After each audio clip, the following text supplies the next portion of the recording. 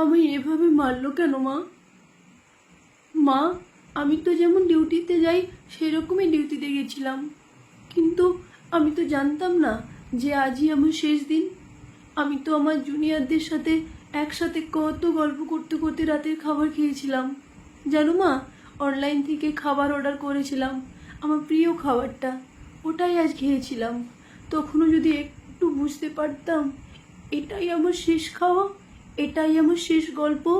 ডিউটির বাঁধনে আমি যখন ক্লান্ত হয়ে গেলাম মা, আমার চোখ দুটো ঘুমে বন্ধ হচ্ছিল, একটু শরীরে ক্লান্তি মেটাতে গেলাম, তখনও যদি বুঝতাম মা সারা জীবনের মতো বিশ্রামে চলে যাব, তখন ভোর রাতে আমি ওয়ার্ডে একা, ভোরের শীতল বাতাসে আমার একটু ঠান্ডা লাগতে আমি লাল চাদরটা ঢাকা দিয়ে একটু চোখ বন্ধ করেছিলাম মা। শুধু শুধু সেই সময়